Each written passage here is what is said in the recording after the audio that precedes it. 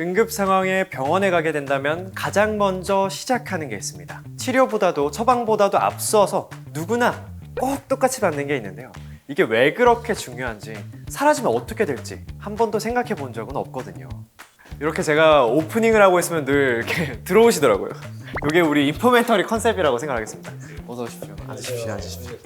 네, 두 분 반갑습니다. 그럼 교수님부터 한번 자기소개 부탁드립니다. 네, 저는 카이스트 생명과학과의 송지준 교수라고 합니다. 카이스트. 오늘 수액의 과학적 원리에 대해서 말씀드리겠습니다. 넵. 이렇게 어려워. 아, 네, 갑자기 모교분을 만나가지고 넵. 반갑습니다. 부탁드립니다. 학교에서 한 번도 못 뵌 것 같은데. 교수님 또 뵙습니다. 네, 소개 한번 안녕하세요. 부탁드립니다. 네, 저 두 번째 뵙고요. 저는 서강대 허준영이고요. 수액이 단순히 약이 아니라 국가의 보건과 안보까지도 영향을 미칠 수 있는 아주 중요한 물품인 것을 말씀드리기 위해서 왔습니다. 양쪽의 전문가분들이랑 있으니까 너무너무 든든한데요. 그럼 바로 오늘의 주제, 우리 몸의 하얀 피, 생명의 줄기, 수액에 대한 토크 출발해 보도록 하겠습니다. 바로 가시죠. 병원에서는 너무 당연하게 맞는 이 투명한 액체, 근데 예전에는 수액이라는 게 없었잖아요. 그렇죠. 그럼 수액이 없던 시절에 사람들은 어떻게 했나요? 수액을 이야기하기 전에 네. 사실은 인간이나 동물이 안에 피가 어떻게 돌아가는지를 이제 이해한 게 사실 17세기에 윌리엄 하베이라는 사람이 그 심장과 피의 운동에 대한 어떤 해부학적 연구를 통해 가지고 심장이 피를 돌리고, 또 더 중요한 건 동물마다 일정한 양의 혈액이 있다. 혈액이 모자라면 그걸 더 넣어줘야 된다. 연구를 하게 된 거죠. 17세기까지 거슬러 올라가야 되는 거고. 그렇죠. 그럼 처음에는 수액이 약간 어떤 형태였나요? 수액이 사실 처음 사람한테 들어간 거는 1800년대에 콜레라가 유행했거든요. 콜레라. 그러니까 완전 설사하는데 그게 뭐냐면 몸에 있는 액체가 다 빠져나오거든요. 아, 그러네요. 네, 그래서 이제 많은 사람들이 죽어가서 리타라는 의사가 있었는데, 사실 그 사람이 이제 발견한 건 아니고요. 어떤 기록이 있었어요. 그렇게 하면은 콜레라를 고칠 수도 있을 것이다.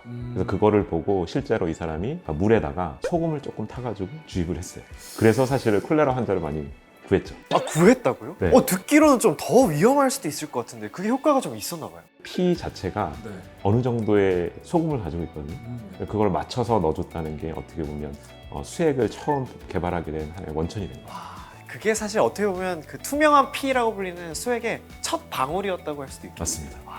수액을 사실 링거 부르잖아요. 네. 이거는 어쩌다 시작된 거죠? 실제로는 1930년대 이후에 시드니 링거라는 사람이 있었는데, 그래서 링거 만든다 그러는 게 사실 사람 이름이거든요. 노트륨, 칼륨, 그리고 나중에 젖산까지 넣어가지고 링거액이라는 게 이제 만들어지기 시작한 거죠. 링거 할 때 저는 이게 당연히 걸어놔서 링거인가 이렇게만 생각했지 사람 그럴 수도 이름인 줄은 있겠네요. 전혀 몰랐습니다.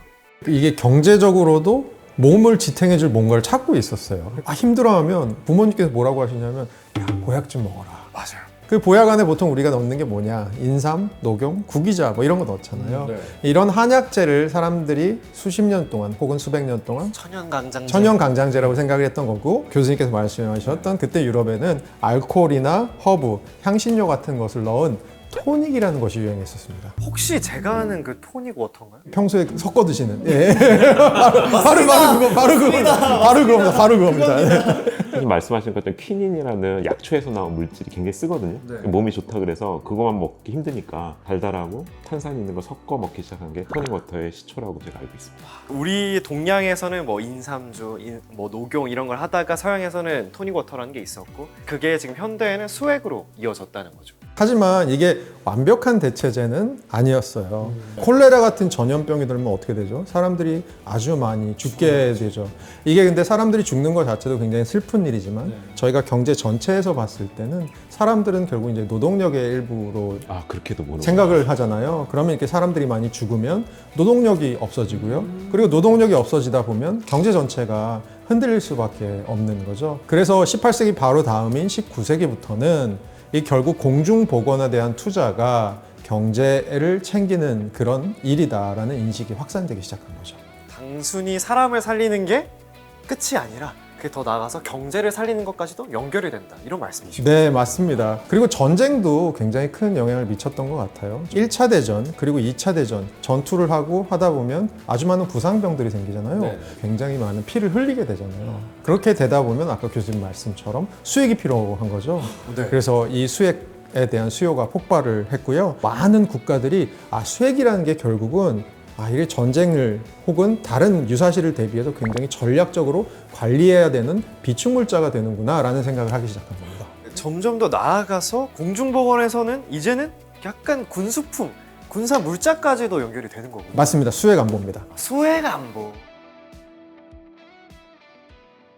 네, 그럼 지금까지 수액의 역사에 대해서도 저희가 한번 알아봤는데요. 많이 맞기만 했지 사실 정확하게 뭔지는 좀 잘 모르잖아요. 네. 정확히 어떤 건지 말씀을 좀 해주세요. 사실 수액이라는 자체가 물수가 아니라 수송할 때 나르는 물수가 아니라고요? 네. 와, 이게 최대 반전인데요, 진짜? 부상병이 생겼을 때 뭐 항생제도 넣어야 되고 암 환자 같은 경우에는 먹지도 못하니까 약도 넣어야 되고 그런 나르는 역할을 한다는 의미에서 사실 수액. 지금 약간 택배 기사님 같은. 맞습니다. 또 질문 하나만 네. 드려도 될까요? 정해진 주소지로 배달을 하잖아요. 수액도 그걸 프로그램할 수 있나요? 그런 건 아니죠. 그 되게 좋은 질문인데요. 만약에 그런 게 있다 그러면 신문에 많이 나오는 표적 항암제 이런 거 있잖아요. 딱 암세포한테는 딜리버리 하는데 우리가 먹을 수는 없거든요.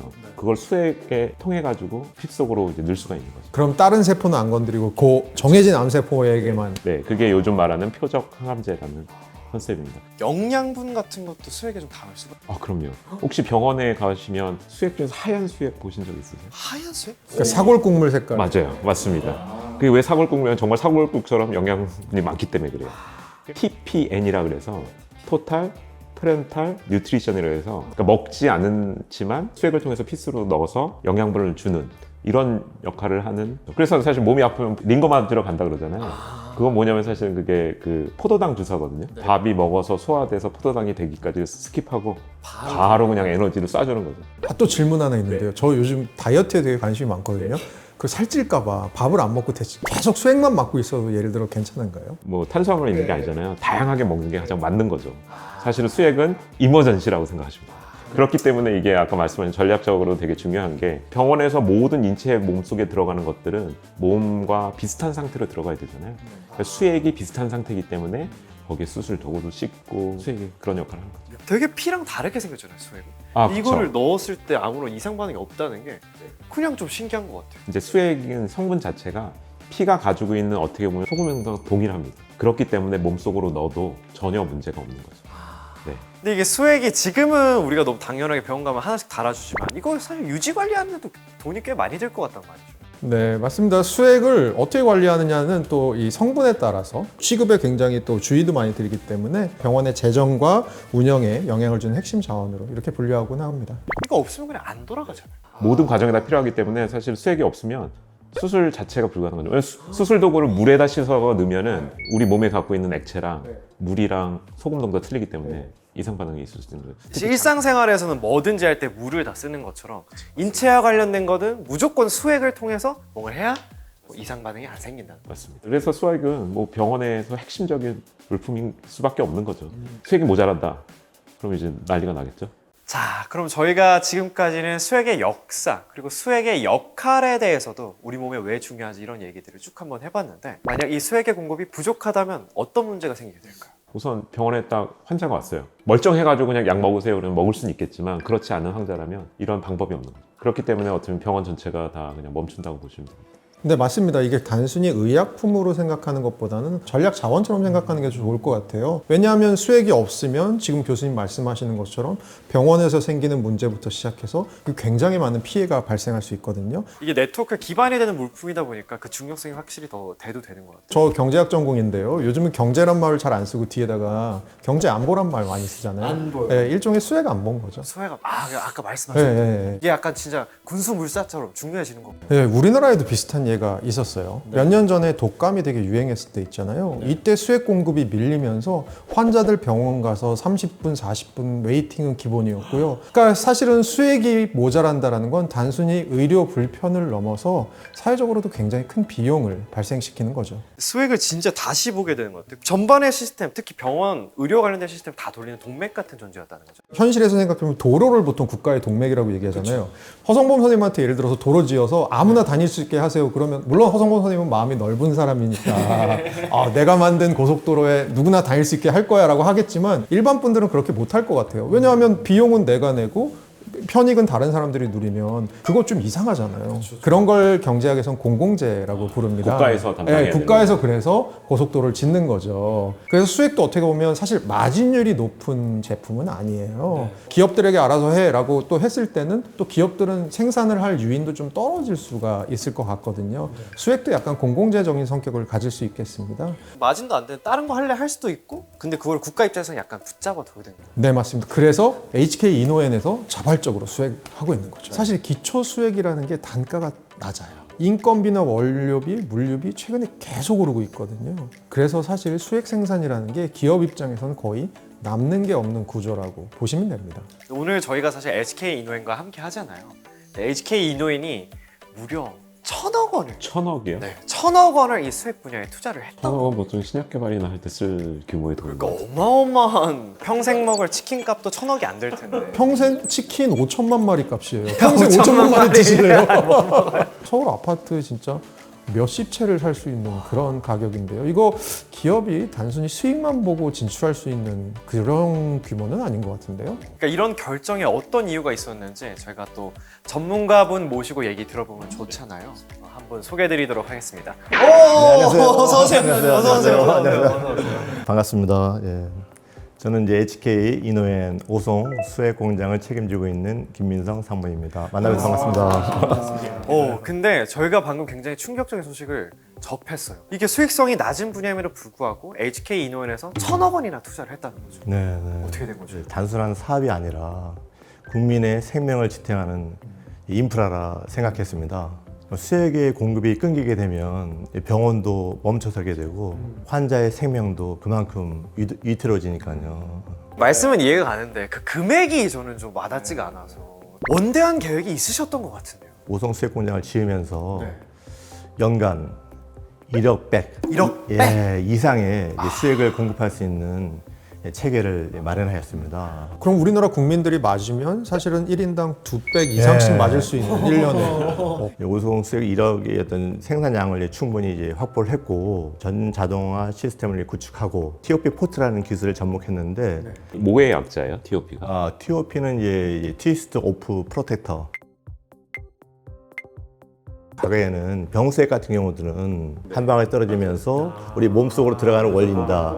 그 원내의 어떤 병원균에 의해서 환자가 감염이 될 수 있어요. 클로즈 시스템에 의해서 내압에 의해서 액이 원내 치환 없이 빠져나가면서 감염의 확률도 대폭 줄은. 새로운 공장을 지으면서 저 TOP라는 시스템도 이제 도입을 해서 이제 환자의 어떤 세이프티 부분들을 고려한 투자.